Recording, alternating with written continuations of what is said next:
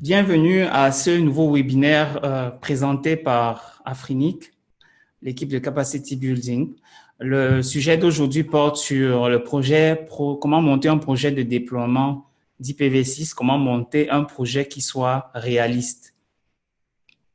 Donc, le projet a été construit par l'équipe de Capacity Building à Afrinic. Je m'appelle Willy Manga et je fais partie de cette équipe. Donc, c'est une présentation qui a déjà été faite en anglais, qui a été faite il y a 2 semaines à peu près. Et maintenant, ce webinaire est également présenté en français. Et de manière générale, nous aurons plusieurs webinaires de la sorte dans l'année. Nous en avons déjà eu et il y en aura également d'autres. I was saying there were an English version we present 2 weeks ago. So the webinar today will be presented in French. And we used to have 2 versions of each webinar, one in English, then one in French. So we'll also, if you need more detail for the English one, you can send us an email to training@afrinic.net. OK. Donc, nous allons continuer donc sur la présentation. Donc, avant de continuer, est-ce que vous pouvez nous dire depuis l'espace de chat, depuis où est-ce que vous vous connectez et est-ce que vous nous entendez clairement? Est-ce que vous pouvez m'entendre clairement? Donc, dans l'espace de chat de Zoom, s'il vous plaît, indiquez juste depuis où vous vous connectez et si vous nous entendez, si vous m'entendez clairement.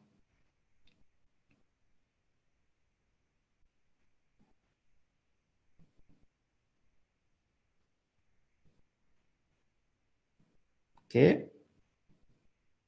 Connexion de Madagascar, du Bénin, du Cameroun, de Lomé.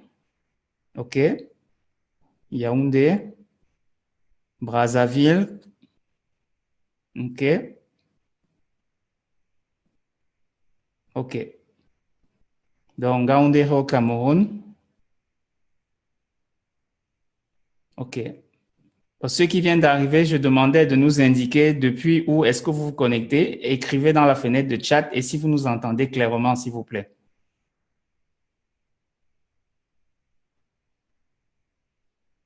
OK. D'autres du Mali.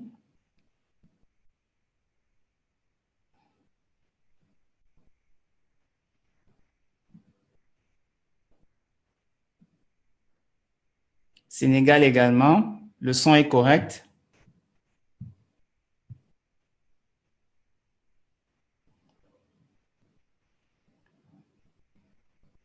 OK. Bonjour, Kaman Koli de la Guinée.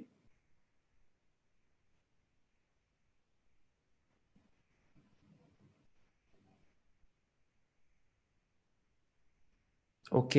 Mathias qui dit que le son est correct. Donc, je peux déduire que pour la majorité, le son est correct.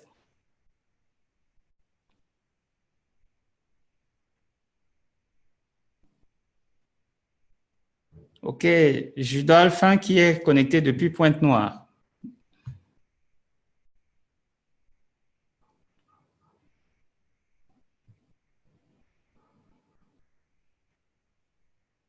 OK, très bien. Donc, je remercie aux uns et aux autres d'avoir pris du temps pour pouvoir participer. Nous allons donc continuer par la suite. Donc, avant de continuer, première question à votre endroit. Quelle est, d'après vous, la quantité d'adresses IPv4 qui sont encore disponibles auprès d'Afrenic?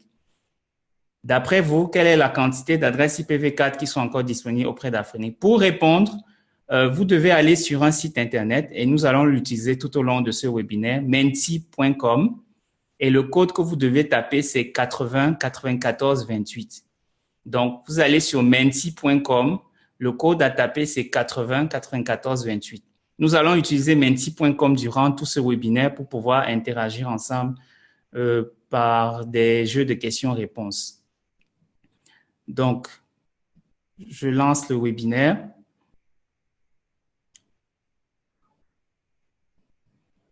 Donc, je demandais, d'après vous, quelle est la quantité d'adresses IPv4 qui soit encore disponible auprès d'Afrenic?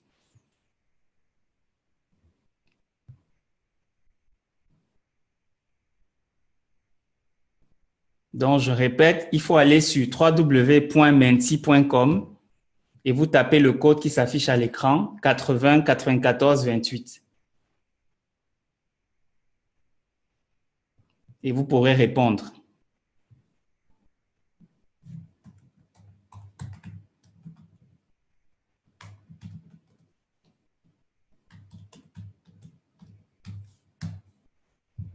Une seule personne a répondu jusqu'ici. Vous êtes à 37.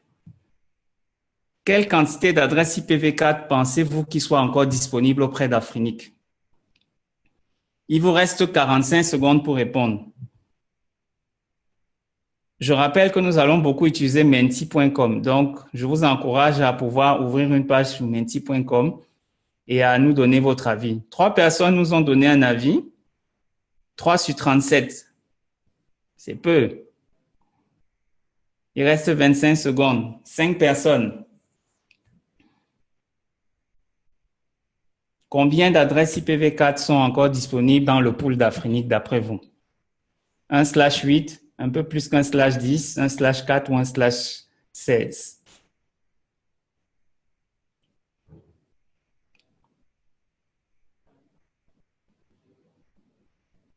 8 personnes.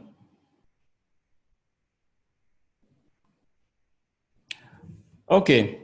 Donc, 8 personnes nous ont répondu. Et la bonne réponse, c'est un peu plus qu'1/10. Dans tous les cas, c'est moins qu'1/8. Donc, nous continuons. Donc, il faut savoir qu'actuellement, en fait, au sein d'Afrinic, Afrinic dispose de 0,26% d'1/8. C'est-à-dire, au niveau d'Afrinic, il reste actuellement d'adresses disponibles 4 307 712 adresses IPv4, très exactement, à la date du 28 août 2019. Donc, il faut comprendre qu'il n'en reste plus beaucoup au niveau d'Afrinic. Donc, quelle est la logique que vous allez adopter en fonction de vos organisations, en fonction de ce que vous faites? Est-ce que vous allez continuer à utiliser IPv4 et vous allez faire du NAT? Ou bien vous allez vous retourner du côté d'IPv6 et voir comment progresser. Donc, une chose est sûre, dans les faits, au niveau d'Afrinic, le pool d'adresses IPv4 est déjà en train de s'épuiser. Et comme vous voyez, il ne reste même pas 1/8. Donc, c'est moins de 4 millions d'adresses qui sont encore disponibles en IPv4. Donc, malheureusement, pour le moment, au niveau du continent africain, le déploiement d'IPv6 n'évolue pas encore énormément. Vous pouvez voir les stats au niveau d'APNIC. Donc, voilà, est-ce que l'Afrique va être encore à la traîne aussi à ce niveau en termes de déploiement d'IPv6? Nous pensons que non. Nous pensons que les personnes qui se sont connectées aujourd'hui, ce sont entre autres parce que vous voulez justement pouvoir un peu changer la donne et faire en sorte que ce qu'on voit par exemple en rouge, qui est au niveau du déploiement d'IPv6, que ce soit changé pour que ça devienne un peu plus vert. Donc, voilà, l'objectif donc de ce webinaire, c'est de vous aider donc à pouvoir un peu mieux savoir comment planifier votre projet de déploiement d'IPv6. Il faut savoir que nous avions fait un sondage il y a quelques années lorsqu'on demandait aux uns aux autres quels sont les challenges auxquels vous faites face pour pouvoir déployer IPv6. 38% des personnes qui avaient répondu à ce sondage avaient dit que la principale difficulté, c'était la compétence. Donc, ne connaissaient pas ce qu'il faut faire pour pouvoir déployer en place. 37%, et ça c'est l'autre stat intéressante, avaient indiqué que il fallait que la direction soit favorable pour mettre en place le projet, ou bien que la direction ne comprenait pas les enjeux qui lui auraient permis de donner son aval pour que le projet avance. Donc, l'objet de ce webinaire, c'est de vous aider par rapport à la direction pour pouvoir présenter ce qui serait, on va dire, en termes de marketing un peu acceptable par votre hiérarchie pour pouvoir pousser le projet. Voilà. En gros, il faut voir pourquoi avez-vous besoin d'un plan formel. Cette illustration, par exemple, vous devez vous considérer comme étant celui qui porte le projet, on peut dire par exemple comme celui qui est l'évangéliste. Vous êtes dans une bouteille et vous voulez pouvoir pousser votre idée. Et dans tout projet, comme vous devez le savoir, dans toute organisation, il vous faut trois choses. Vous avez besoin du temps. Il faut qu'on vous mette un certain nombre de ressources à disposition. Vous avez le temps qui doit être mis à disposition. Vous avez également besoin d'avoir des compétences et la main d'œuvre pour pouvoir effectuer ce travail. Et il vous faut également du budget. Et il vous faut réunir ces trois aspects pour pouvoir mettre en place votre projet.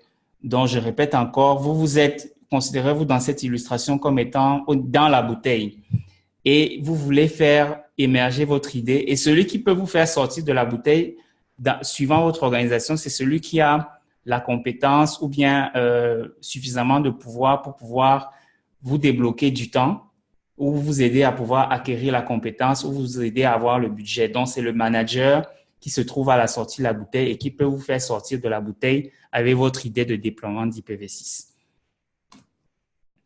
Donc, pourquoi est-ce qu'il faut planifier? C'est pour pouvoir éviter des situations comme celle-ci. Vous avez par exemple le pont de Foreshore en Afrique du Sud. Donc, les travaux avaient été entamés en 1970, autant pour moi, et qui ont été arrêtés en 1977. Depuis cette époque, ce pont n'a plus jamais avancé. Je suis sûr que certains d'entre vous connaissent des projets similaires ou qui ont peut-être commencé, ont été arrêtés en bout de route ou parfois même qui n'ont jamais démarré.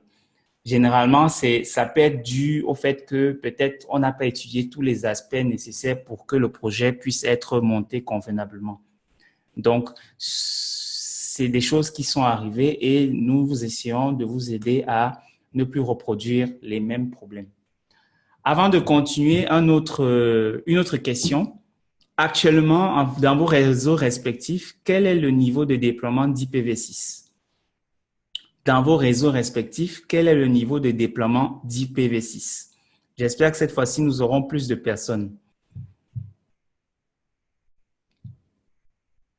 Donc, une question vous est posée, vous allez sur menti.com, vous utilisez le code qui est à l'écran, 80 94 28, et la question est de savoir quel est votre niveau actuel de déploiement d'IPv6.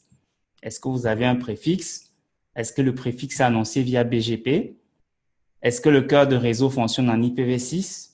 Est-ce que l'infrastructure DNS fonctionne en IPv6? Est-ce que vous avez du trafic utilisateur en IPv6? Allez, 3 personnes déjà ont donné leurs avis. Vous êtes à 40. Je répète, il faut aller sur menti.com et le code à saisir, c'est 80 94 28. Donc, la question est de savoir, en fonction de vos organisations respectives, quel est le niveau de déploiement actuel d'IPv6.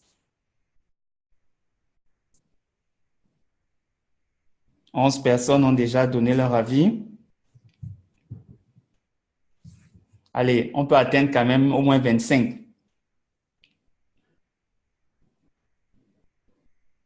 12 personnes.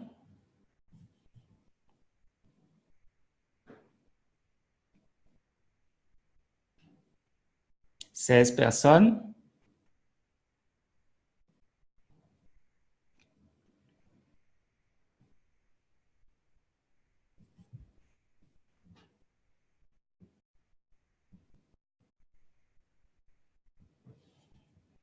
18 personnes.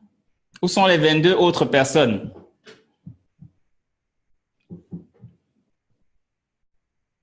Donc, la question est de savoir, suivant vos organisations respectives, quel est votre niveau de déploiement d'IPv6 actuellement? Est-ce que vous avez un préfixe? Est-ce qu'il est annoncé? Est-ce que le cœur de réseau fonctionne en IPv6? Vous répondez par oui ou par non.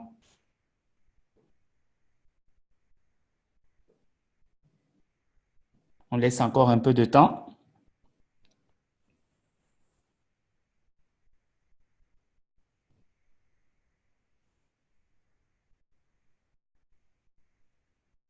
OK.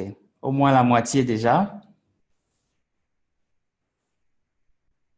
Est-ce que les 20 autres personnes sont perdues?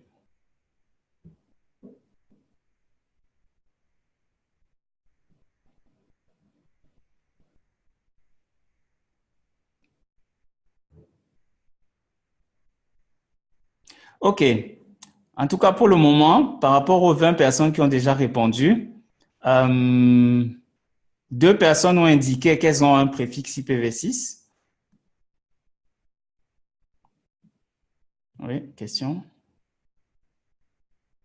Donc, 2 personnes ont indiqué qu'elles ont un préfixe IPv6. Un instant. Donc, je répète, c'est menti.com, code 80 94 28. Voilà.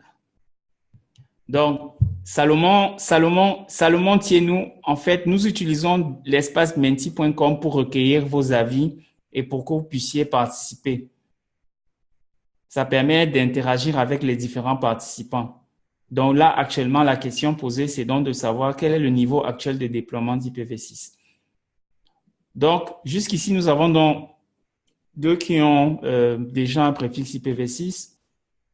Voilà, donc pour le moment, en fait, ce qu'on a en fonction de vos retours, c'est que le niveau de déploiement est actuellement assez faible. Et donc, c'est pour ça que nous vous aidons donc à pouvoir également monter un projet de déploiement qui puisse être acceptable par rapport à votre organisation. Donc, en 2017, toujours dans le sondage, il faut savoir que on avait donc envoyé un sondage en 2017 dans différentes listes de discussion. Et ce que nous avons recueilli comme indicateur et qui est important et que vous pourrez noter ici, c'est que en fonction de la catégorie d'utilisateurs, qu'il soit de catégorie de réseau, que ce soit un data center, un campus, une entreprise ou un fournisseur d'accès ou autre, généralement, ce qui est ressorti, c'est que la majorité annonçait planifier le déploiement d'IPv6. Donc, vous voyez les colonnes en gris, c'était pour la planification. Donc, la plupart des organisations, quel que soit le type de réseau, étaient en train de planifier en 2017. Nous sommes déjà en 2019. Malheureusement, pour beaucoup d'organisations se sont arrêtées à l'étape de planification. Donc, elles ont planifié depuis 2017 et jusqu'en 2019, la planification n'a encore rien donné de concret. Donc, c'est aussi pour ça que nous vous proposons en fait une autre approche qui, nous pensons, est beaucoup plus simple, beaucoup plus pragmatique en termes de planification. Donc, pourquoi avoir besoin d'un plan de projet? Vous avez besoin d'un plan de projet déjà parce qu'il vous faut clarifier le besoin. Il faut pouvoir présenter exactement ce que vous comptez faire au moment du déploiement. Sur quoi porte le projet de déploiement IPv6? Quel est l'objectif final que vous visez? Parce que vous pouvez viser plusieurs types d'objectifs. L'idée aussi, c'est de ne pas vous embourber dans trop de choses, mais c'est de définir clairement ce que vous voulez faire. Parce ça peut être, on peut partir d'une annonce de préfixe, on peut partir d'une activation sur une portion de votre réseau, on peut parler par exemple, de l'activation du service de messagerie. Ça dépend. Donc, il y a plusieurs choses qu'on peut faire. Ou bien vous avez un besoin particulier parce que vous voulez utiliser une technique de transition IPv6 en fonction de votre contexte. Ensuite, après avoir clarifié votre besoin, vous devez vendre votre projet. Ou en d'autres termes, ici, en fait, influencer d'une certaine façon. Vous avez une idée claire du projet que vous voulez faire en termes de déploiement IPv6. Maintenant, il faut jouer le rôle, on va dire, d'évangéliste ici. Vous devez présenter aux personnes de votre organisation comment est-ce que ce projet peut être intéressant pour chacune des parties.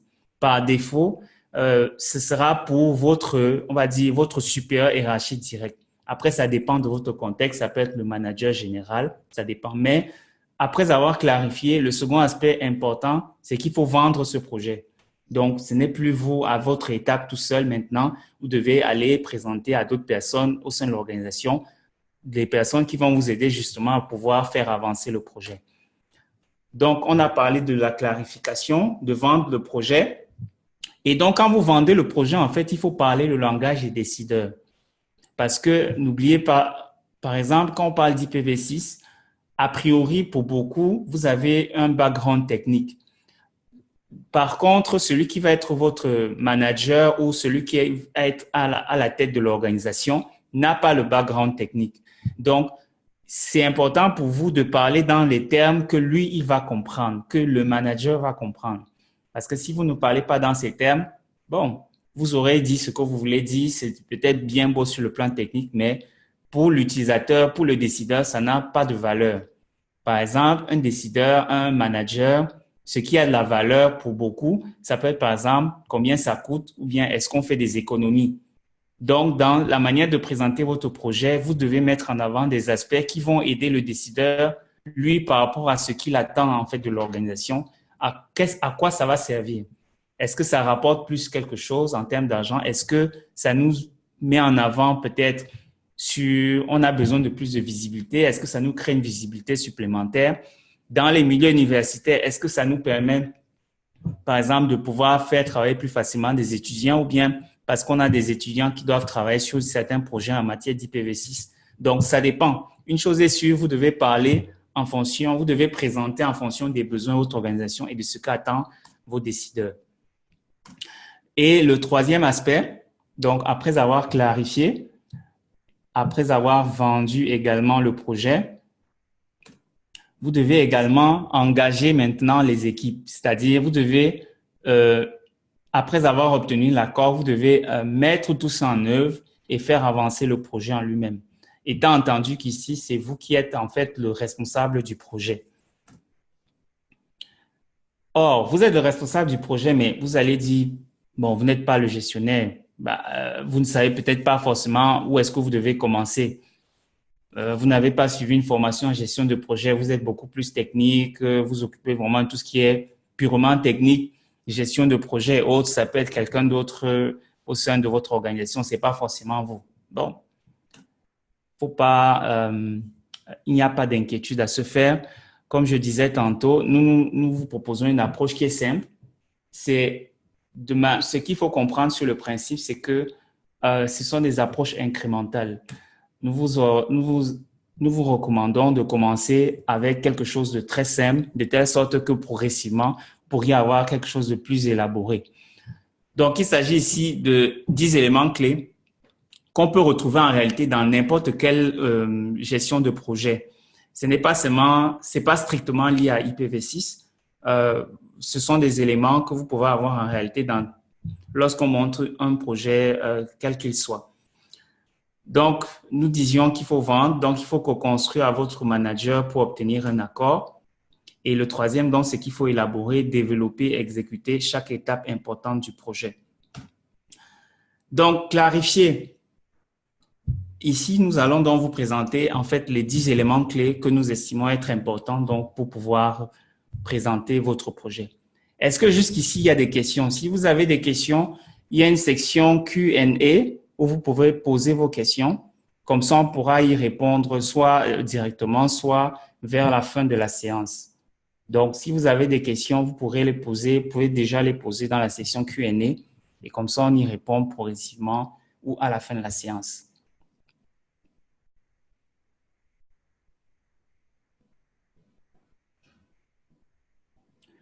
OK, donc nous allons continuer donc avec la partie clarification, qui est le premier élément en fait dans ce que nous vous proposons. C'est important de clarifier pourquoi. Par exemple, si vous voyez une illustration comme celle que vous avez actuellement à l'écran, un éléphant par exemple dans un zoo et plusieurs personnes viennent voir cet éléphant et on leur demande à chacune de ces personnes comment est-ce que vous voyez l'éléphant? Considérons qu'ici, c'est une personne qui ne voit pas, qui est aveugle, mais on lui demande juste de toucher un éléphant. Donc, en fonction de la personne, en fonction de la position de la personne, elle peut indiquer que l'éléphant, c'est une corde. L'éléphant, c'est un mur. Ce qu'elle touche, c'est un arbre. Ou bien ce qu'elle touche, c'est une feuille. Si on demande quelle est la personne qui a raison ici, on peut dire d'un premier coup que personne n'a raison parce que vous voyez bien qu'il s'agit d'un éléphant et non de chacun de ces éléments. Mais en même temps aussi, on peut dire que chacune des personnes a raison parce que c'est en fonction de l'endroit, la perception qu'elle a, qu'elle se fait une idée. Et il faut vous dire également que dans un projet comme celui de faire du déploiement IPv6 aussi, tout le monde n'a pas la même perspective. Donc, c'est à vous, étant gestionnaire du projet, de pouvoir, en fait, en fonction de votre contexte, pouvoir trouver une vision qui va aider tout le monde à converger dans le même sens que vous. Donc, l'approche que nous avons est celle-là. C'est une approche simpliste. C'est une approche très simple et qui est présentée en fait sous la forme d'un tableau. Et c'est ce que nous avons ici. Il y a une question. Oui, vous aurez la présentation à la fin. Les présentations seront faites à la fin. Vous aurez un sondage à la fin et à la fin de ce sondage, vous pourrez avoir vous aurez accès à la présentation et ainsi que la vidéo. Donc, ce que nous vous proposons donc, en fait, c'est un tableau qui va donc résumer les 10 éléments clés que vous devez présenter pour ce projet. Nous y allons progressivement. Premier élément dans ce tableau, c'est l'objectif du projet. Vous devez d'abord indiquer spécifiquement okay, ce sur quoi doit porter votre projet. Comme on disait au début, vous devez clarifier votre idée, présenter correctement ce sur quoi ça porte. Deuxième élément, ce sont les clients. C'est ce que nous allons voir devant. Les clients, en gros, il faut comprendre que ce sont les différents intervenants ou les stakeholders en anglais. Troisième point, les objectifs clés. Qu'est-ce que votre projet, en fait, va rapporter? Quatrième point porte sur la qualité. Le cinquième point, vous devez lister les étapes importantes que vous voulez assigner à votre projet. Le sixième, ce sont les conditions qu'on va présenter devant. Le septième, c'est l'équipe, inévitablement. Le huitième, c'est le budget. Ensuite, nous avons donc les ressources clés. Les ressources clés, le matériel et autres. Les risques, il faut pouvoir identifier les risques.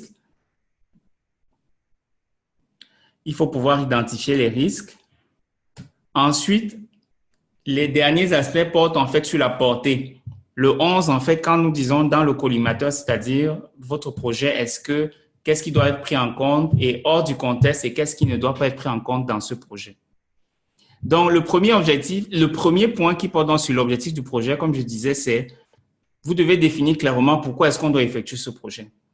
Pourquoi on doit parler d'IPv6. Par rapport à votre organisation, quel est le contexte? Pourquoi vous voulez mettre en place un déploiement d'IPv6? Donc, vous devez spécifier, écrire dans vos propres mots, suivant votre contexte, l'objectif de ce projet de déploiement d'IPv6. En quoi est-ce qu'il va changer le devenir de votre organisation? En quoi est-ce que, voilà, quel est l'objectif de ce projet? Le deuxième point, comme on indiquait au début, ce sont les clients. Ici, par client, en fait, il faut comprendre qu'il y a 3 types d'intervenants. Il y a un premier qui est, on va appeler le sponsor, c'est-à-dire la personne qui va investir sur le projet. Vous devez définir ou déterminer qui investit ou qui peut investir sur ce projet.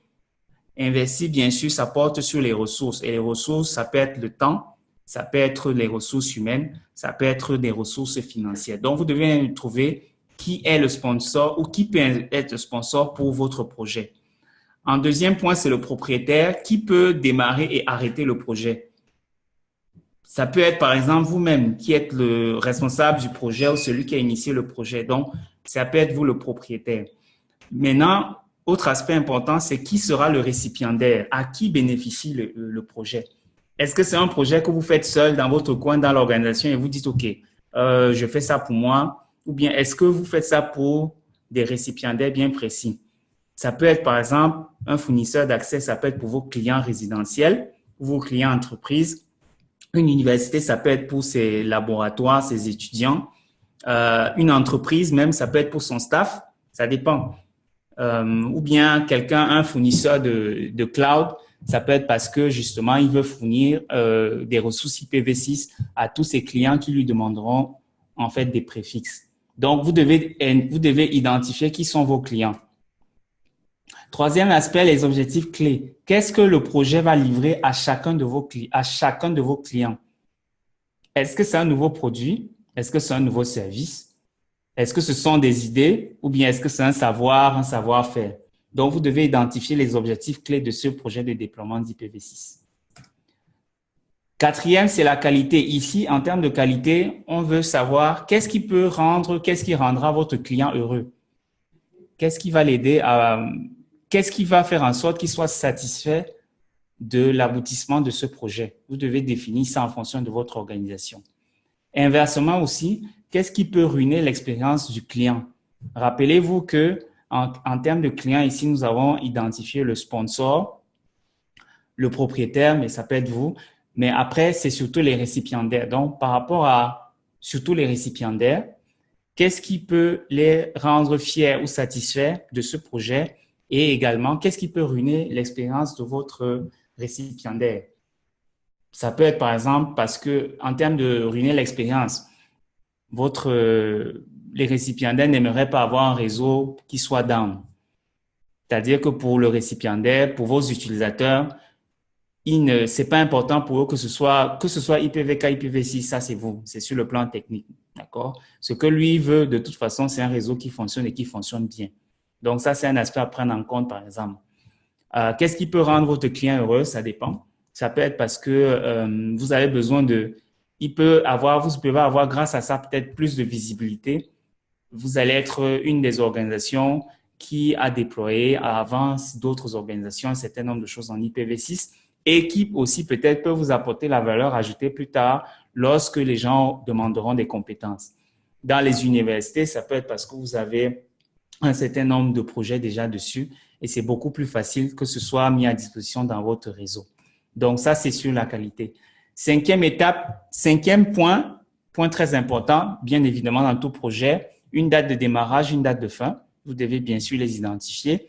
Et encore plus important, vous devez identifier les étapes que vous allez juger importantes. C'est-à-dire, au terme de chacune des étapes, vous devez vous dire, OK, à telle période, nous devons avoir effectué nous devons déjà avoir réalisé telle chose. Et après, nous devons réaliser tel autre aspect du projet de déploiement. Encore une fois, classiquement, un projet de déploiement, il vous faut avoir un préfixe IPv6, soit parce que vous êtes membre Afrinic, soit parce que vous allez demander à votre fournisseur d'accès de vous fournir un préfixe. Une chose est sûre, il faut avoir un préfixe. Donc, peut-être la première étape pour vous, ça va être d'obtenir le préfixe. Après, si vous avez votre numéro au système autonome, la deuxième étape importante, ça va être de l'annoncer. Ça peut être la deuxième étape importante. Et à chaque étape, donc, vous fixez des délais. Vous fixez une date, vous fixez un délai et vous essayez donc de pouvoir réaliser dans les délais que vous êtes fixés. Sixième, maintenant, ce sont les conditions. C'est-à-dire, qu'est-ce qui peut plaider en faveur du projet ou bien qu'est-ce qui peut aussi entraver le déroulement du projet. Donc, ces deux aspects.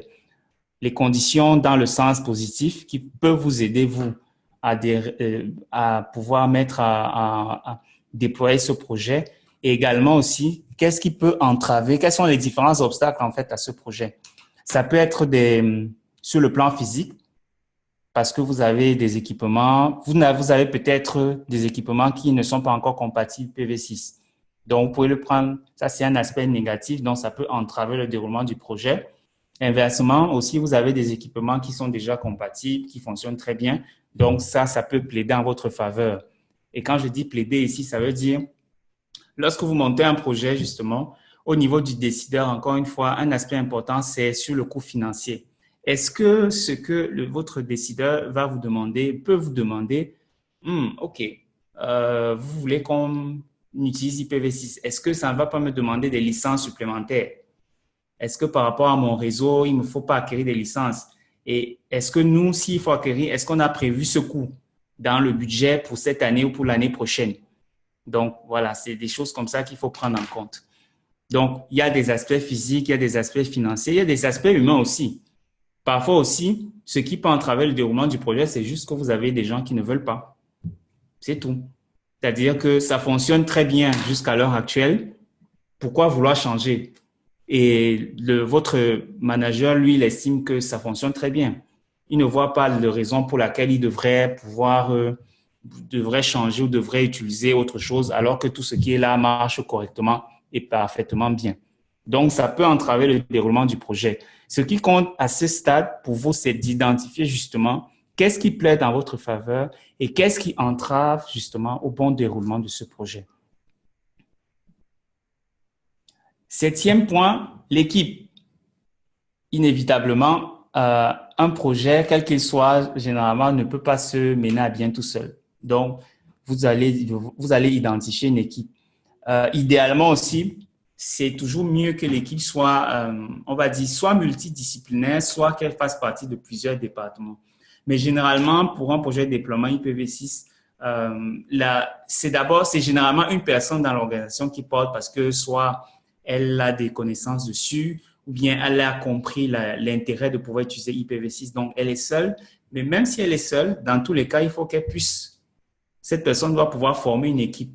Parce que si vous restez travailler seul, le projet ne va pas évoluer à un moment ou un autre. Soit il va évoluer, vous allez le mener, on va dire même à terme, mais maintenant en termes de continuité, si ça tout repose seulement sur une seule personne, vous êtes d'accord avec moi que ça ne pourra pas tenir.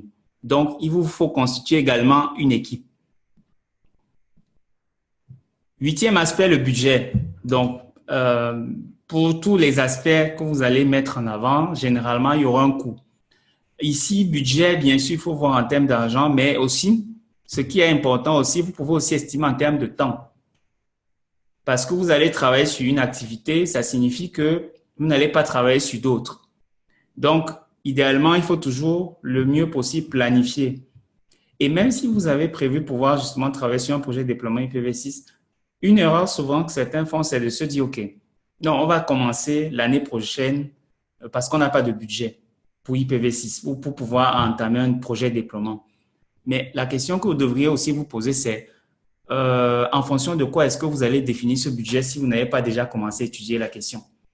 Parce que même si vous faut préparer un budget, ou du moins si vous voulez être assez correct dans vos estimations budgétaires, ce n'est pas au moment où vous allez à l'année budgétaire X que vous allez commencer à dire, OK, il faut qu'on pense à IPv6 et vous allez imaginer un montant. Ça signifie que même si vous devez préparer un budget, et vous devez préparer ça au moins une année, 2 années avant. Et pour préparer justement, il faut déjà commencer à réfléchir sur la question. Ce qui veut dire, par exemple, que au niveau d'Afrenic, n'attendez pas de solliciter le support Afrinic, le helpdesk, au moment où vous dites OK, on a du budget pour pouvoir faire ça. Non, souvent, vous ne saurez même pas quel est le budget dont vous avez besoin. Donc, c'est pour ça qu'il vous faut avoir déjà, vous pouvez déjà discuter, par exemple, avec le helpdesk d'Afrenic ou de manière générale, vous pouvez déjà réfléchir sur la question et arriver à un moment où vous connaîtrez exactement quels sont les points sur lesquels vous aurez besoin de budget. À ce moment-là, vous avez identifié les besoins et vous pouvez donc maintenant préparer pour l'année à venir ou la deuxième, ça dépend, maintenant le nécessaire pour pouvoir monter un projet avec un budget conséquent. Et non pas faire un budget, imaginez un budget et après vous allez vous retrouver en milieu ou en fin d'année, soit avec un budget qui est trop énorme. Et j'imagine dans beaucoup d'organisations, on va vous dire que vous avez sous-consommé votre budget ou vous allez vous retrouver un budget qui est trop insuffisant. Et dans votre organisation, on va vous dire que vous avez déjà dépassé votre budget et vous ne pouvez pas aller plus loin. Donc, rappelez-vous l'illustration du début avec le pont coupé parce que justement, à un moment, dans la planification de ce projet, on a mal évalué le coût et ils se sont retrouvés bloqués. Ils n'avaient plus assez d'argent et les travaux du pont se sont arrêtés là. Donc, la question du budget, pour l'étudier, encore une fois, n'attendez pas l'année X pour commencer à réfléchir sur quel est le budget. Vous pouvez déjà commencer à réfléchir, travailler sur la question. Il ne faut pas attendre juste l'année où vous voulez effectivement démarrer le projet de déploiement d'IPv6.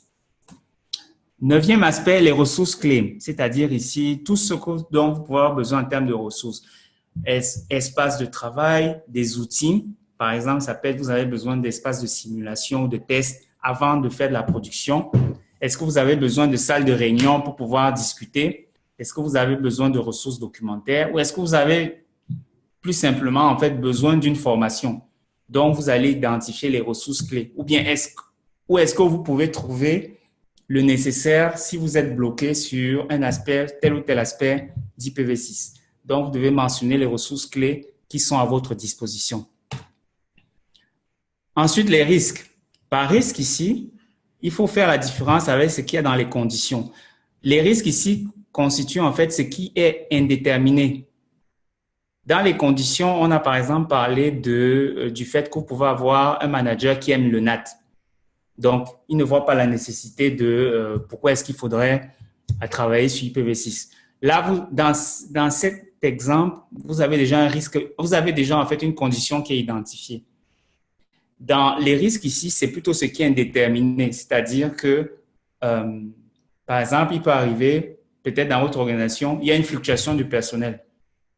Donc, le risque que vous pouvez mentionner ici, c'est que, vu que le personnel est fluctuant, parfois, nous pouvons perdre les bonnes ressources qui peuvent aider à mener à bien ce déploiement.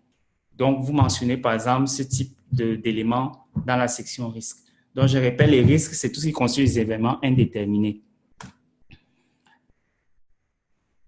Et enfin, maintenant, en termes de portée, c'est qu'est-ce qui est dans la portée de votre projet et qu'est-ce qui est hors de portée de votre projet. C'est ce qu'on a appelé dans le collimateur, donc dans la portée du projet et hors du collimateur. C'est-à-dire, vous allez vous rendre compte que vous voulez mener à bien un projet.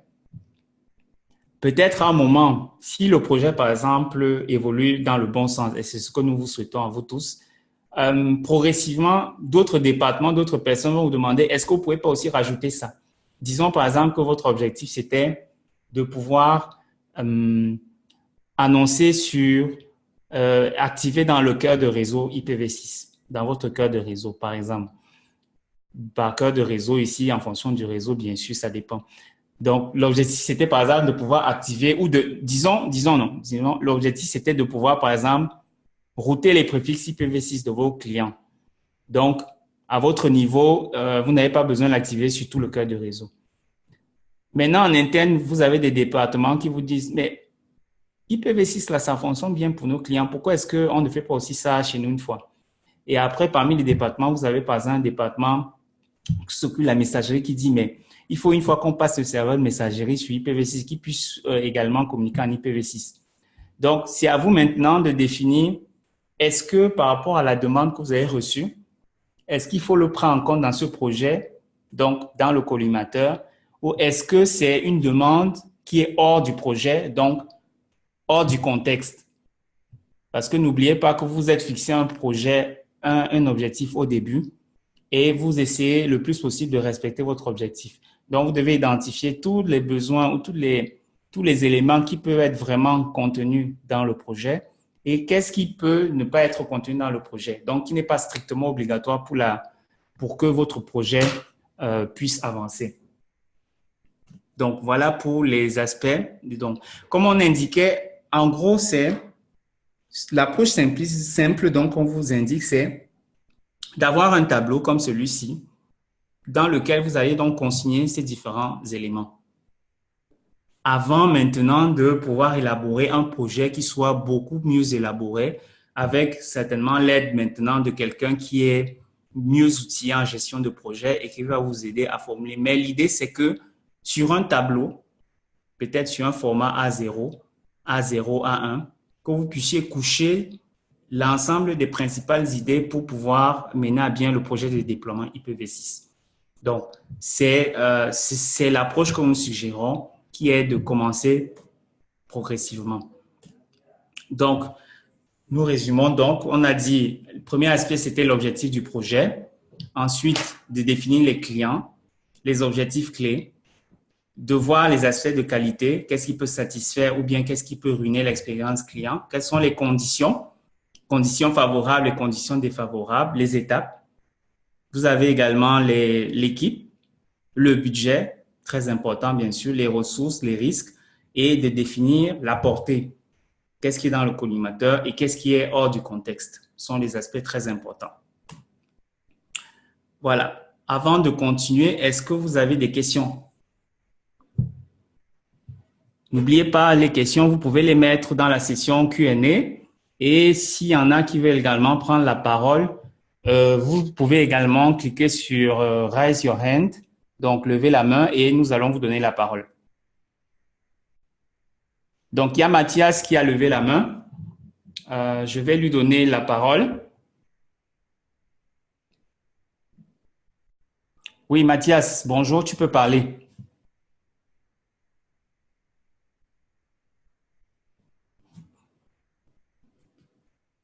Allô, Mathias? Ton micro est ouvert. Oui, allô? Oui, C'était cliqué avant, c'était une erreur. ok, très bien. Ouais. D'accord. Ok. Augustine.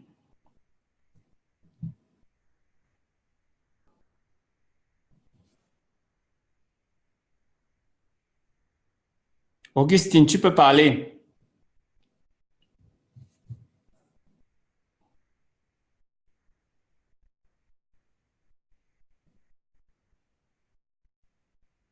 Si vous avez des soucis pour pouvoir parler directement, vous pouvez aussi poser vos questions dans la session Q&A. Donc, n'hésitez pas. Euh,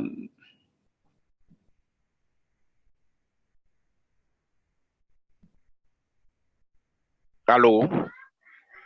oui, Hello, can you get me now? yes. Okay, thank you so much. I was just saying, appreciating you for this webinar, which is very educative and very pragmatic. My question is concerning those managers that they do not see any need. Since IPv4 is working perfectly, they don't see the need. What will you go to tell them that, oh, we need to change the system? No complaint, nothing is happening with the system. I really want that you should come back, really say how we can convince them that we can move to IPv6. That's my question. Thank you.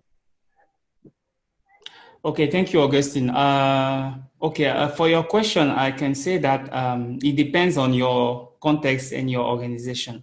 Sometimes when things are just working, so your option can be to see in the future, when you do a projection in the future, let's say 4 or 5 years, even 10, what can Okay. be your, where can you save money or where can you increase money? You can Okay. say like that. So you can say that if you invest maybe in more IPv6 prefixes and you announce and you deploy it, then you can decrease your fees for IPv4. And you Okay. will notice also that when you subscribe when you request from Afrinic an IPv6 prefix, for the moment, it's free for Okay. for all people, for all the organizations which are already an Afrinic member. So it's free for them. So Okay. you can you can use this kind of comparison between what you have now and what you can save in 3, 4, 5 years. Mm-hmm. That's just an example. But the purpose is when you have something which is working, you can think in terms of in 5 years, in 10 years, where can you save money or where can you increase more money? Okay, thank you. Okay. Autre question, Paul-Marie Teco.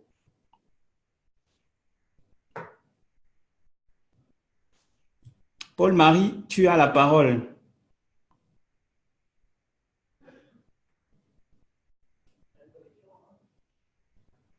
Donc, je répète encore, si vous ne pouvez pas parler, vous pouvez également écrire dans la section Q&A. Nous allons répondre aux questions.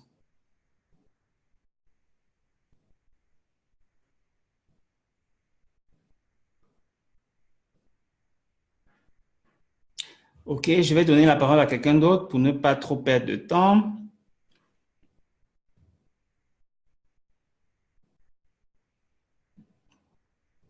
Sommet Pingene. Allô? Oui, Bonjour à tous. bonjour. Merci pour la présentation. Oui, effectivement, je n'ai pas décroché le microphone. J'en profite. Alors, il est indéniable aujourd'hui que V6 embarque beaucoup de sécurité et que c'est l'IP de demain. C'est vrai. Le gros problème pour nous qui sommes en entreprise, c'est au niveau de nos ISP qui doivent nous activer la transition. Alors, à supposer, par exemple, que moi, je fais une souscription directement chez Afrinic et que j'ai des problèmes avec mon ISP pour la transition. Dans ce cas, qu'est-ce que je fais? Parce que moi, l'envie est très, très grande d'aller rapidement vers l'IPv6. mais il y a des pesanteurs, par exemple, au niveau de nos ISP. Mon gros problème se trouve là. Alors, dites-moi, qu'est-ce qu'on fait dans ce cas avec nos ISP qui sont réticents eux-mêmes à passer à l'IPv6 ou alors à assurer la transition des entreprises qui ont déjà une acquisition chez Afrinic et qui veulent résolument aller vers IPv6. Ben, merci. OK. Donc, je vais essayer de répondre. Déjà, je vous encourage à ne pas trop considérer IPv6 comme étant juste quelque chose qu'on peut faire demain.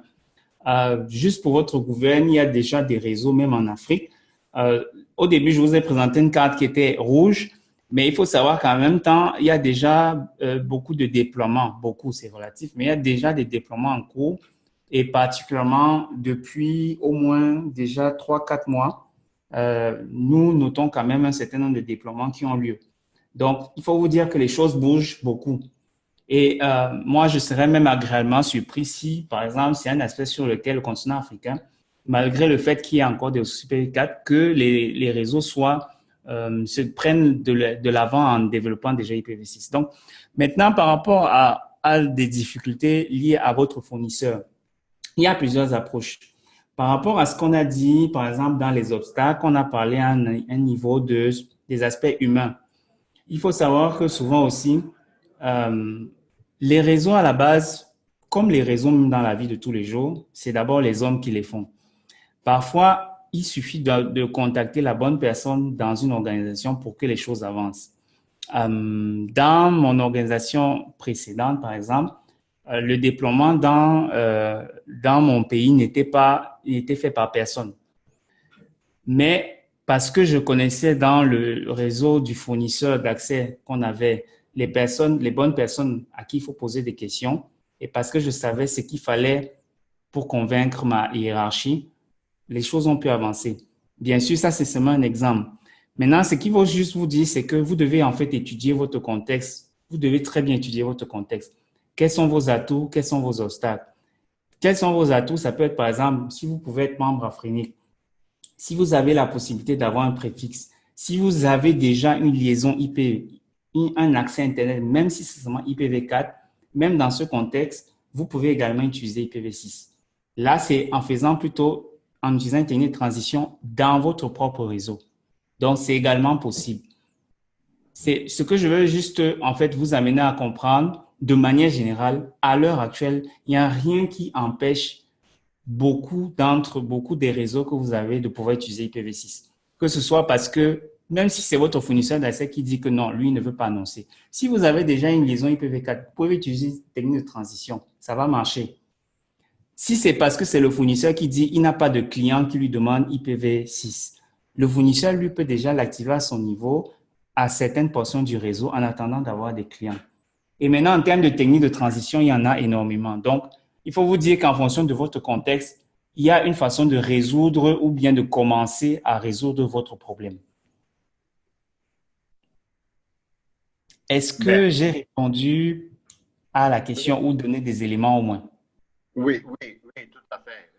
Je vous ai suivi. J'ai suivi le cours précédent, c'est par rapport à cela que je pose la question. On ne t'entend plus bien, Paul-Marie. Ah, vous ne m'entendez plus bien? Non, non. C'est bon maintenant? Oui, un peu mieux. Bon, d'accord. OK, on va passer. Si ça ne te dérange pas, si tu peux poser la question à côté, comme ça, je vais aussi prendre d'autres personnes et je vais répondre aux autres questions. Ben, super. Super. OK. OK, je vais donner la parole OK. Salomon Thienou.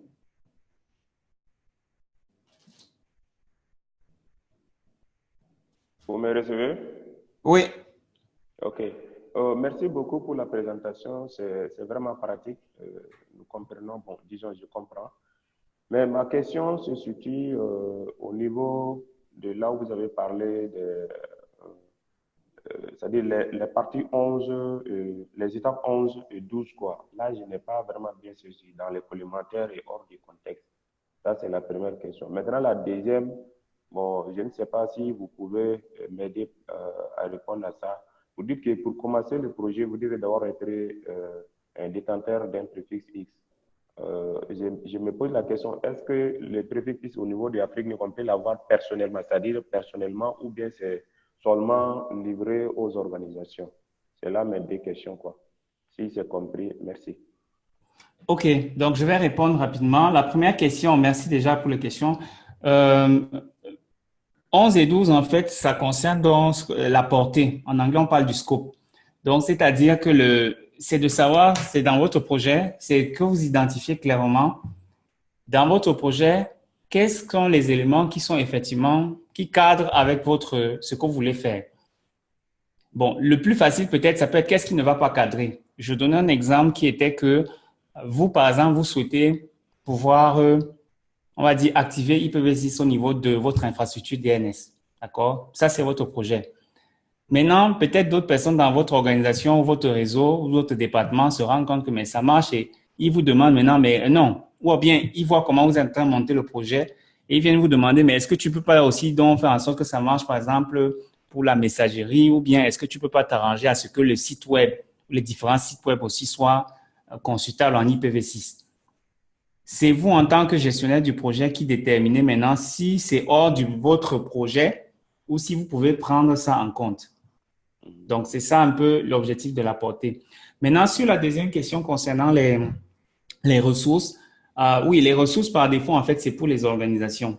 À titre personnel, vous ne pouvez pas avoir de ressources. À titre personnel, vous utilisez généralement un réseau quelque part qui est administré par une personne ou par une entité. C'est cette entité, en fait, avec laquelle on peut avoir des ressources, qui va demander des ressources IP, IPv6, par exemple, pour le contexte.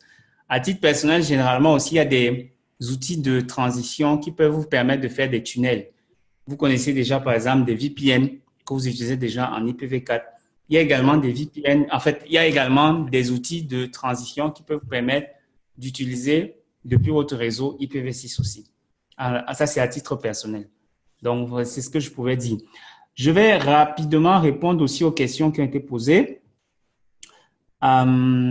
Donc, OK. À quel moment les éléments du projet sont identifiés? OK. Bon, les éléments, vous pouvez identifier les éléments du projet pendant le montage du projet. C'est-à-dire ce que vous pouvez déjà identifier, si vous pouvez les identifier. Maintenant, il faut savoir aussi que ce que nous vous proposons là, en fait, c'est, on va dire quoi? C'est un tableau que vous pourrez mettre à jour aussi progressivement parce que n'oubliez pas que vous vendez en fait votre projet. Donc, vous pouvez être amené à vendre le projet auprès de plusieurs personnes. Et au fur et à mesure que vous discutez avec les différents intervenants dans votre organisation, vous pouvez vous rendre compte qu'il y a peut-être tel aspect que vous, effectivement, pouvez prendre en compte. Donc, vous allez rajouter. Donc, c'est quelque chose qui peut se faire après ou pendant le projet également. Quelle est la différence avec un business canvas? La différence n'est pas importante. Ceux qui ont une expérience déjà en montage de projet, gestion des projets, vous allez vous rendre compte qu'il y a des aspects similaires avec ce que vous connaissez déjà. N'oubliez pas que le contexte de cette présentation, c'est pour ceux qui, en fait, ne savent pas forcément où commencer. Donc, c'est pour eux, en fait, qu'on fait cette présentation, ce webinaire pour, en fait, qu'ils voient un peu quels sont les éléments qu'ils doivent prendre en compte dans le montage de leur projet. Donc, c'est un peu ça.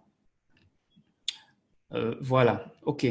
Donc, nous allons terminer rapidement la présentation. J'avais une question également pour vous.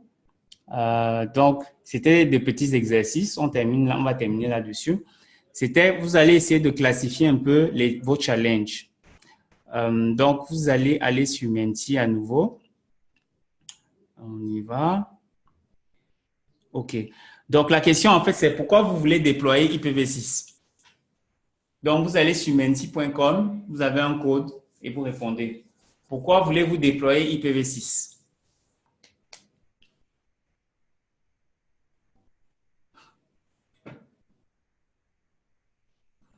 Bon, est-ce que vous êtes fatigué? Personne n'a encore donné son avis.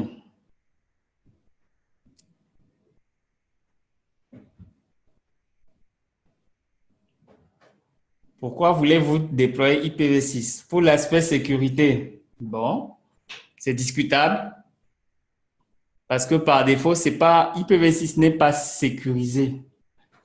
La sécurité, en réalité, n'importe pas. Ce n'est pas le protocole qui doit compter le plus.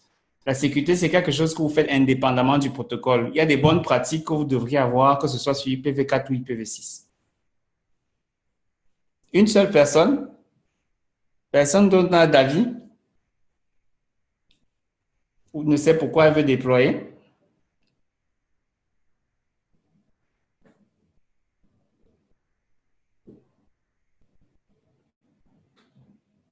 OK, bon. On va aller juste sur un exercice. Donc, je vous propose un exercice rapidement. Si on vous propose, on vous dit par exemple, vous avez cet élément, nous ne savons pas où commencer. Par rapport à ce que nous avons vu ici, en termes d'éléments de montage du projet, à quelle rubrique ça peut correspondre? Lorsqu'on dit nous ne savons pas où commencer, sur quoi ça peut porter? Est-ce que c'est l'objectif du projet, résultat clé, la portée? Sur quoi ça peut porter? Il faut répondre sur menti.com. Le code, c'est celui qui est affiché à l'écran, 80 94 28.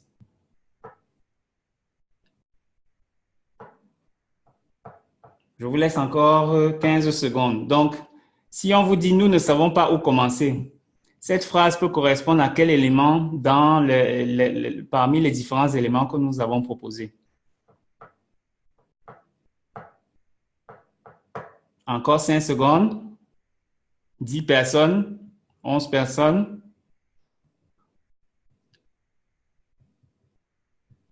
OK. On fait juste un petit exercice pour voir un peu si tout le monde a plus ou moins compris. OK. Donc, la bonne réponse c'est, ça peut porter sur l'objectif, pardon, excusez-moi. Ça peut porter sur l'objectif du projet ou bien aussi, oui, l'objectif du projet ou les résultats, dans le sens où, étant donné que vous ne savez pas où commencer, vous allez donc pouvoir définir en fait les différentes étapes clés pour vous. Donc, vous allez définir les étapes clés qui sont importantes pour vous. OK, rapidement aussi, si une personne vous dit, par exemple, communication avec les ISP, dans quelle catégorie vous pouvez ranger ça? Est-ce que c'est équipe, qualité, obstacle?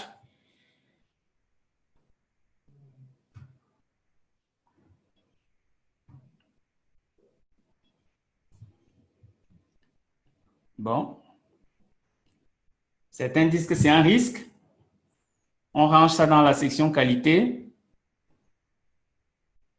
ou bien dans les conditions.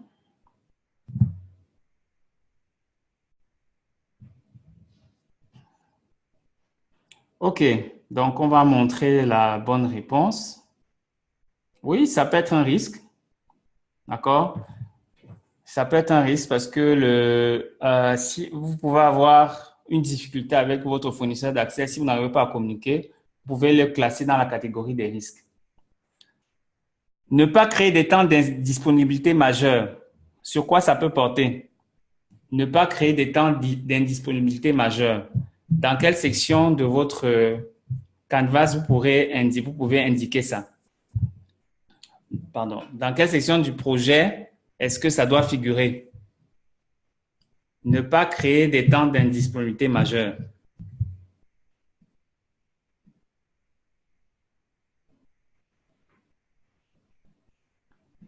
OK. Hors du contexte, risque, conditions. OK, on va s'arrêter là. Je vous affiche la bonne réponse. Donc, la bonne réponse, c'est la qualité. En fait, c'est un critère de qualité, c'est-à-dire que vous pouvez avoir une personne dans votre organisation qui va dire, moi, tout ce qui compte, c'est qu'il n'y ait pas de downtime. C'est qu'il n'y ait pas de coupure importante. Donc, ça peut être un critère, un élément que va vous fixer un des clients de votre organisation. Tout ce que lui veut, c'est qu'il n'y ait pas de coupure. Donc, tant que vous garantissez qu'il n'y a pas de coupure majeure ou qu'il n'y a pas de coupure importante, c'est OK pour vous pour pouvoir mener à bien votre projet. Dernier, annoncer son préfixe, puis activer IPv6 dans le cœur des réseaux, puis la messagerie et enfin le site web.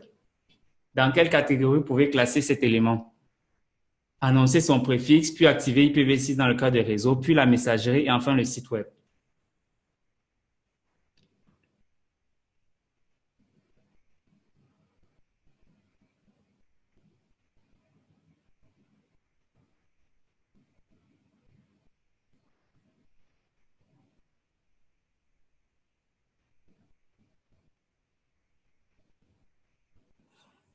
OK.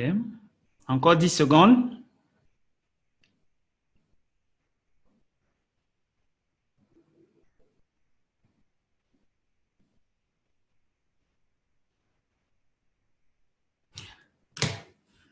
OK. Donc, on affiche la réponse. La bonne réponse, ce sont les étapes importantes. Étapes importantes. Donc, vous voyez bien en fait qu'il y a plusieurs éléments qui sont listés. Donc, vous allez lister les différentes étapes. La première étape qui peut être d'annoncer son préfixe. La deuxième, activer dans le cœur de réseau, messagerie et site web. De la même façon aussi, en fonction du projet que vous voulez mener à bien, ça peut être hors du contexte. Tout ce que vous avez là, par exemple, c'est des éléments qu'on vous a présent indiqués, mais vous savez que pour mener à bien votre projet, vous n'avez pas besoin de ça. Ou bien, vous ne pouvez pas faire tout ça. Donc, certains de ces éléments mentionnés feront partie de la session hors du contexte. Donc, voilà. Bon, le dernier élément ici, ça on avait plus ou moins un peu répondu. Je crois que celui-là est facile pour vous tous. Si on vous dit tout marche très bien jusqu'ici avec IPv4.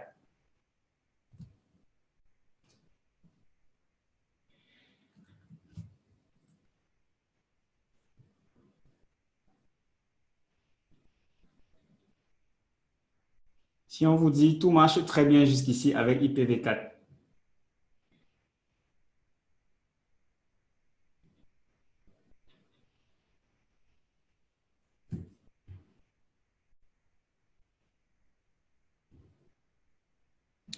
OK, on va arrêter là. Donc, la bonne réponse, en fait, ici, c'est un risque. Dans le sens où votre manager, par exemple, pour lui, tout marche très bien. Donc, ça, c'est un risque. C'est un risque dans le sens où, pour la conduite à bien du projet, est-ce qu'il va vous faciliter, est-ce qu'il va vous aider à pouvoir effectivement avancer si lui considère qu'il n'y a pas besoin de changer. Donc, quand vous préparez le projet, vous mentionnez que, OK, ça, c'est un critère, ça, c'est un élément qu'on m'a indiqué et ça, je le considère comme étant un risque. Bien sûr, ce qu'il faut savoir, c'est que les risques, vous devez voir comment les transformer en opportunités pour essayer de résoudre quelque chose. OK. Donc, je vais juste rapidement, on a vu dans les challenges.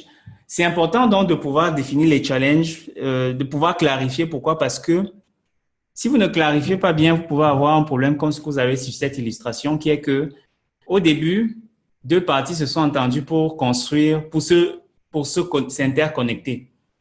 Arrivé au milieu du projet, vu qu'on n'avait pas clarifié, une partie s'est rendue qu'on avait construit un tunnel et une autre partie un pont. Donc, arrivé au milieu du projet, les deux se retrouvent et un demande, mais qu'est-ce que vous avez fait? Vous étiez en train de construire un tunnel. Et les autres leur demandent, mais vous étiez en train de construire un pont parce que le projet n'a pas été bien clarifié. La clarification ici aurait été de dire quel est le moyen qu'on va utiliser pour pouvoir mener à bien ce projet. Donc, c'est important de pouvoir clarifier. Un aspect qu'on devait aussi aborder, c'est donc de vendre et avoir des adeptes, c'est-à-dire de faire du marketing auprès de votre manager pour pouvoir en fait avoir son aval, pour pouvoir avancer. Donc, on avait vu la clarification. Donc, comme on expliquait, il faut donc pouvoir vendre votre projet. Et le troisième élément, donc, c'est de pouvoir élaborer et de pouvoir développer. Donc, vendre le projet, en fait, et ça, c'est important. Et c'est ce sur quoi surtout on va juste s'attarder encore avant de finaliser. Ce que vous devez faire, en fait, quand vous préparez ce tableau, ce petit tableau que nous vous avons proposé, vous pouvez le faire sur un format A0, A1. C'est que quand vous avez déjà mûri votre réflexion, identifié les différents points, vous demandez à votre supérieur hiérarchique ou à votre manager, ou du moins la personne que vous avez identifiée qui peut vous aider à faire avancer le projet, avec elle, vous allez prendre un moment, vous faites une présentation. Vous faites dans un tableau comme celui qui est là. Au début, le tableau n'a rien. Vous allez progressivement écrire dans les différents éléments de votre projet. C'est-à-dire que l'objectif du projet, vous allez l'écrire. Les clients, vous allez les mentionner. Et à chaque fois, vous expliquez à votre manager. Donc, vous le faites en direct. Donc, vous avez votre tableau. Vous mentionnez l'objectif du projet. Vous écrivez, vous expliquez. Vous mentionnez les clients. Vous mentionnez les objectifs clés et ainsi de suite. Et c'est vraiment qu'au bout de cette petite réunion que vous aurez avec votre direction, ça permet en fait à votre supérieur hiérarchique, à votre décideur, d'avoir en un coup d'œil qu'est-ce que vous voulez faire, comment vous comptez le faire, quels sont les points que vous avez identifiés en termes de ressources financières nécessaires et ainsi de suite. Et voilà. Et comme ça lui permet d'avoir une vue assez correcte de votre projet et maintenant vous pourrez ensemble pouvoir peaufiner. Donc, voilà. Après, maintenant, dans l'élaboration, en fonction de ce que vous aurez obtenu comme aval, vous allez donc pouvoir dérouler ou développer progressivement votre projet. Donc, après, en gros, ça peut se présenter comme ce que vous avez là. Vous aurez un tableau comme celui-là et vous faites la présentation. Juste pour indiquer, avant de terminer, que dans la manière de présenter, nous vous suggérons, si vous pouvez utiliser des outils comme Miro, d'accord? Donc, ce que j'étais en train de dire, vous aurez un outil comme celui-ci aussi. À défaut d'avoir un tableau blanc, vous utilisez Miro. Donc, vous faites l'objectif du projet, vous présentez ce que j'étais en train de vous expliquer. Après, quand vous finissez, vous allez sur le deuxième. Vous allez donc sur le deuxième élément, qui sont les clients. Vous présentez, vous écrivez. Vous allez sur le troisième, les objectifs clés, et ainsi de suite. Donc, vous faites la présentation. Vous pouvez vous servir d'un outil comme Miro, par exemple, pour faire cela. Donc, voilà en gros pour cette présentation. Nous espérons qu'elle vous a intéressé et nous pourrons également répondre à vos questions. À la fin, vous aurez un sondage et vous pourrez avoir accès à l'ensemble de ces contenus. N'oubliez pas aussi que les webinaires, nous les avons à une période assez fréquente. Donc, les prochains webinaires vont porter sur le DNS, comment implémenter, comment faire en sorte que votre infrastructure DNS soit compatible ou bien fonctionne en IPv6. Et par infrastructure DNS, ici, on parle de plusieurs aspects. Donc, restez toujours, consultez toujours les listes et nous allons vous annoncer quand aura lieu les prochains webinaires. Je rappelle que les webinaires ont lieu en français et en anglais. Donc, voilà. S'il y a quelques questions encore, nous les prenons avant de clore la session. Donc, il y a une question de Kaman Koli. Après un déploiement d'IPv6, si un client n'arrive plus à accéder à un site web ou à sa messagerie en IPv4, comment résoudre ces questions? Généralement, quand vous faites le déploiement, vous aurez une phase où vous allez tester d'abord en fonction de l'existant parce que généralement, il faut s'arranger à ce que l'existant fonctionne toujours. Ça, ce sera un prérequis que va demander la plupart on va dire, de vos décideurs. C'est que, OK, d'accord pour qu'on fasse un changement, mais dans tous les cas, il ne faut pas que l'existant arrête de fonctionner du jour au lendemain. Donc, généralement, vous aurez une phase de test pour vous rassurer que tout marche.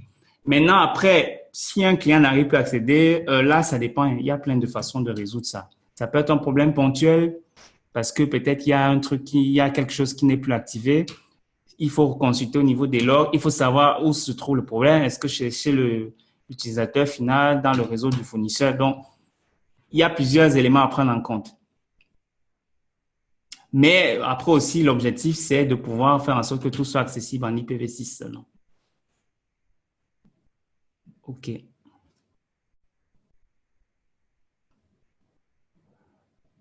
Pourrait-on avoir des comptes pour éviter de s'enregistrer tout le temps? Bon, là, je ne pense, non. Là, en fait, l'enregistrement que vous devez faire à ce niveau, non, vous devez à chaque fois, en fait, vous enregistrer, malheureusement. OK. Est-ce qu'il y a d'autres questions?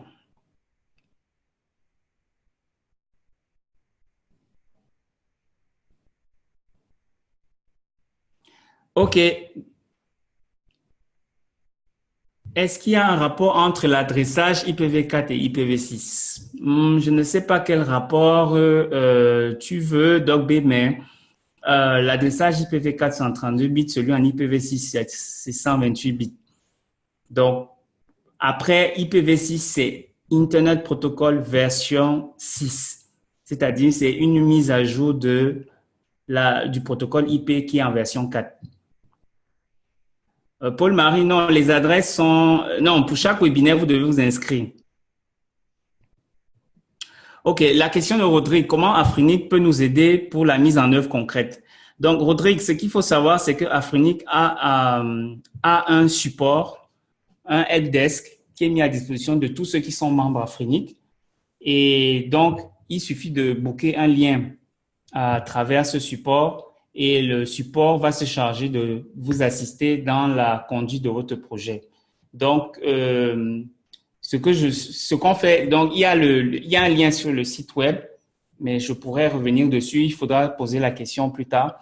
Mais ce qu'il faut savoir, c'est très important, c'est qu'il y a un support, un helpdesk, donc une assistance que nous faisons pour tous ceux qui sont membres Afrinic pour les aider à pouvoir justement mettre en place. C'est-à-dire, quand je dis mettre en place, dès lors que vous avez déjà un préfixe IPv6 ou même quand vous n'avez pas encore un préfixe IPv6, on vous aide à pouvoir étudier votre besoin et on vous aide à pouvoir mettre ça, en fonction de ce que vous voulez faire, réaliser les différents objectifs. Mais je tiens à rassurer aussi, c'est que le support, c'est gratuit pour les membres Afrinic. Vous n'avez pas besoin de payer. Et également, c'est des initiatives que nous avons déjà entamées avec certains membres et qui, pour certains, ont déjà bien marché jusqu'ici. Pingene sonné, faut-il un AS pour IPv6 pour un organisme qui a déjà un AS en IPv4? L'AS n'est pas lié à la version du protocole. Donc, si vous avez déjà un numéro système autonome, c'est le même numéro système autonome que vous utilisez pour IPv6. Donc, l'AS n'est pas lié. L'objectif de l'AS, c'est de pouvoir organiser en interne ce que vous avez et de pouvoir communiquer avec les autres réseaux. Sur Internet, on communique entre numéros de système autonome. On ne communique pas par défaut avec les adresses que nous utilisons. Ce sont les numéros de système autonome qui s'échangent les informations. Maintenant, dans information, ce sont des préfixes qui soient IPv4, IPv6. OK, les questions affluent maintenant. Comment devenir membre Afrinic? Pour devenir membre Afrinic, je vous invite à aller sur le site web d'Afrinic, afrinic.net, et il y a une section membres. Vous allez voir les différents critères. Donc, de toute façon, ce sont les organisations qui peuvent être membres et les critères sont indiqués. Donc, suffit d'aller sur afrinic.net. Il y a la section membres et vous allez voir les différentes conditions. Mais sinon, l'adresse pour devenir membre, si vous voulez directement, c'est New Member. Aussi, vous écrivez directement à New Member, afrinic.net, si vous êtes une organisation qui veut devenir membre. Miro est une solution gratuite ou payante. Miro a plusieurs versions.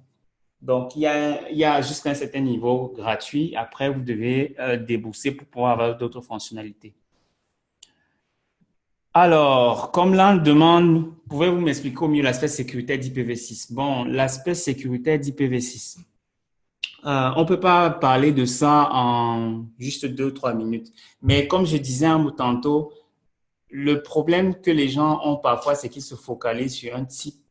Ils se focalisent sur un type. Donc, dites-vous que autant, ce que nous constatons souvent, c'est que beaucoup de personnes utilisent même IPv4 sans bien savoir. Les problèmes de sécurité ne sont pas fondamentalement liés seulement à la version du protocole. Les problèmes de sécurité, souvent dans la pratique, dans beaucoup de nos réseaux, sont liés au fait qu'il n'y a pas une bonne connaissance par l'ensemble des opérateurs réseau de ce qu'il faut mettre en place. Donc, autant vous avez de bonnes pratiques en termes de sécurité de manière générale mis sur pied, autant vous pourrez avancer facilement. OK. Donc, nous allons, est-ce que... oula. Bon, les amis, ok, je prends encore les questions. Oui, Willy, Steve, si tu veux poser une question, tu peux poser la question. Les webinaires ne peuvent pas être notifiés par email. Nous annonçons les webinaires à travers plusieurs listes. Si vous allez sur, ça dépend des listes où vous êtes.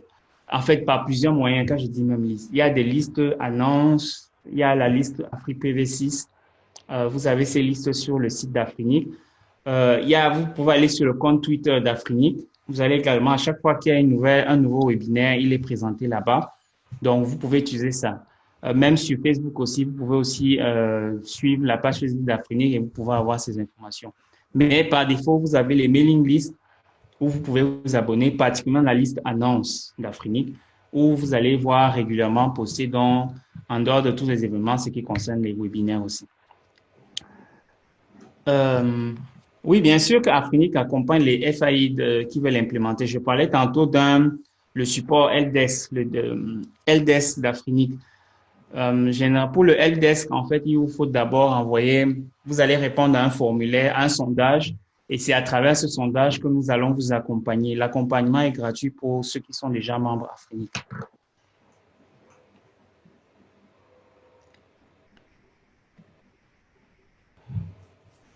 Comment faire partie d'un groupe de travail Afrinic? Bon, la question n'est pas liée à ce webinaire, mais par groupe de travail ici, si vous parlez des différentes mailing lists, encore une fois, il faut aller dans la section mailing list du site d'Afrinic, communauté.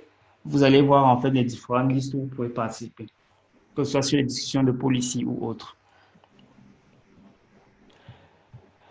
Donc, Willy pose une question, pourquoi basculer en IPv6? En effet, de nombreux managers trouvent que leur réseau fonctionne correctement et ne voient pas l'intérêt. Oui, donc, comme je disais, j'ai répondu à la question au début, mais je réponds encore. Généralement, pour ce qui marche déjà, ce qu'il faut montrer, c'est plutôt dans 5-10 ans comment vous projetez. Et vous projetez en termes de qu'est-ce que vous pouvez gagner en termes d'économie, ou bien comment vous pouvez peut-être, si vous êtes une entreprise à but lucratif, comment vous pouvez fructifier vos revenus. Parce que ce qu'il faut savoir aussi, ce qui marche bien aussi maintenant, attention, dans 5-10 ans, ça ne va pas marcher. Et vous allez devoir faire des investissements. Donc, est-ce que vous êtes une entreprise, une organisation qui veut faire des investissements colossaux tous les 5-10 ans? Ou est-ce que vous êtes une organisation qui préfère progressivement investir de telle sorte que le coût soit moins cher? Donc, une façon de présenter souvent lorsque on peut vous dire que oui, tout marche très bien jusqu'à maintenant, c'est OK, tout marche très bien, mais comment est-ce qu'on se projette dans le temps? Est-ce que vous pouvez faire des simulations financières? Si vous commencez à investir sur tel ou tel aspect, sur tel ou tel réseau, sur tel ou tel équipement, ou sur telle ou telle formation, ou bien si vous commencez à déployer de manière incrémentale, parce que n'oubliez pas qu'IPv6, c'est pas un déploiement que vous faites, vous changez tout du jour au lendemain. Non. Nous-mêmes, nous ne vous conseillons pas ça. Ce que nous conseillons, c'est d'avoir des approches incrémentales où vous pouvez réaliser des petits objectifs progressivement. Et nous estimons que de cette approche, non seulement vous permet de voir des résultats concrets, en même temps, vous pourrez aussi également vous pourrez également réduire les coûts. Donc, pour des choses qui marchent déjà, je répète encore, ce qu'il faut surtout regarder, c'est dans le temps comment vous projetez. Et en termes de compétences humaines, financières, qu'est-ce que vous gagnez, qu'est-ce que vous perdez à rester dans un réseau statique, dans le temps, pas dans l'instant présent. OK. Donc, nous allons clore ce webinaire. Les participants arrivent vers la fin aussi. Les questions affluent. C'est bien aussi s'il y a des questions. Donc, en tout cas, je vous encourage à pouvoir soit toujours suivre nos webinaires à chaque fois qu'il y en aura. Je rappelle juste que le prochain va porter sur les infrastructures DNS, comment faire en sorte que tout ce qui concerne l'infrastructure DNS soit accessible en IPv6. Et donc, je vous remercie. Vous aurez un sondage à la fin et si vous avez des questions, l'adresse training qui vous sera donnée à la fin vous permettra également de pouvoir nous indiquer vos questions. Donc, encore une fois, je vous remercie. Je vous souhaite une bonne fin de journée et à la prochaine pour un autre webinaire d'Afrinic. Merci.